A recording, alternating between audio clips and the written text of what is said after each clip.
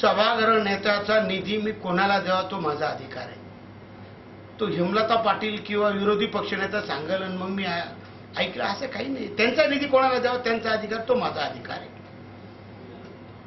अजून त्यांचे आरोप आहे की मला मागे पावसाळी गटार योजनेच्या बाबत महासभेत जो सभा झाली त्याच्यामध्ये हेमलता पाटील आणि विरोधी पक्ष अजय बोरस्ते यांनी भ्रष्टाचार केला असं मी बोललेलो नाही.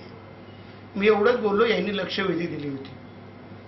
आणि खरोखर जर हेमलता पाटील अजय बोरस्ते यांना पावसाळी गटारमध्ये झालेल्या भ्रष्टाचाराची चौकशी समिती जी नेमलेली आहे तिच्यावर त्यांनी आता लक्षवेधी द्यावा की ही समिती पुनर्गठित करून शासनाकडे पाठवून याची चौकशी व्हावी.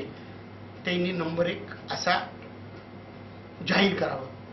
नंबर 2 महापौर मी उपमहापौर आमचे प्रथमेश गीते आमचे सर्व 66 नगरसेवक आम्ही एकत्र. आमच्याकडे मतभेद नाहीये. आम्ही कशासाठी भांडणार आहे? आमची सत्ता आहे, आम्हाला कामं करायची. आम्ही एक खोटा आरोप करत नाही.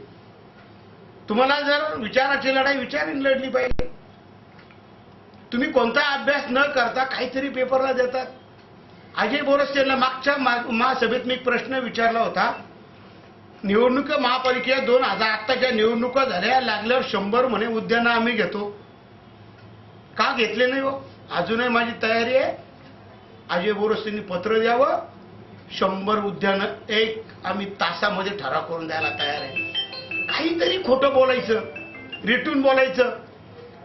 आता चालणार आहे का हो असं खोटं रिटून, खोट्या बातम्या द्यायच्या, काहीतरी आवाज काढायचा?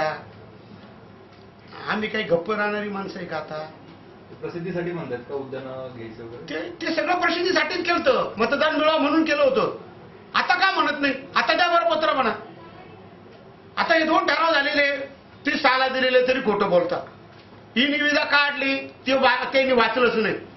ठराव वाचला पाहिजे मग बोललं पाहिजे. म्हणे अंदाजपत्रक लेट का गेलं तर म्हणे फोटो टाकण्यासाठी. आता इथं तुम्ही बघितलं नगर सचिव आणि मुख्य लेखाधिकारी इथं होते.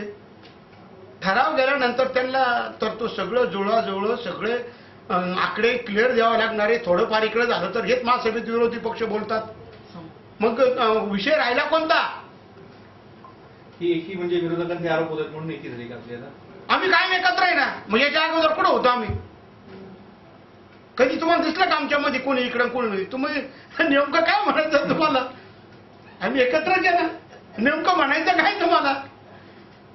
त्यांच्यात एकी नाहीये. तुम्ही आता दररोज पेपर वाचताय ना. अजून म्हणे दिनकर पाटलांनी पक्ष बदलले. अजय बोरस्तेचे वडील काँग्रेसमध्ये होते, अजय बोरस्ते भाजपमध्ये होता, तो आता शिवसेनेत आहे. अजय बोरस्तेनीच पक्ष 4 बदललेले. तो मला पक्ष बदलाची भाषा करतो. मला वाटतं अर्धज्ञानी कोण आहे हो मग? सत्ताधारी भारतीय जनता पार्टीचे सभागृह नेते असतील, त्यांचे गटनेते असतील अथवा स्थायी समितीचे सभापती असतील, प्रथमतः हे सर्वजण एकत्र आले आणि ह्या नाशिक महापालिकेत आम्ही एकत्रित काम करतोय, आमचं महापौरांचं काही भांडण नाही, याचं स्पष्टीकरण करण्यासाठी त्यांना पत्रकार परिषद घ्यावी लागली. मला वाटतं यातच सर्व काही दडलेलं आहे. परंतु विरोधी पक्षनेता म्हणून मी निश्चितपणे सत्ताधाऱ्यांचं अभिनंदन करेन की या निमित्तानं का होईना आपण एका व्यासपीठावर आलात, एकत्र बसलात. मला आपल्याला विनंती एवढीच आहे की नाशिक शहराच्या भल्यासाठी तरी आपसातले मतभेद अशाच पद्धतीनं केवळ प्रेस घेऊन चालणार नाही, तर आपली मतं एकत्र असली पाहिजे. आपल्याला एकत्रित काम करता आलं पाहिजे.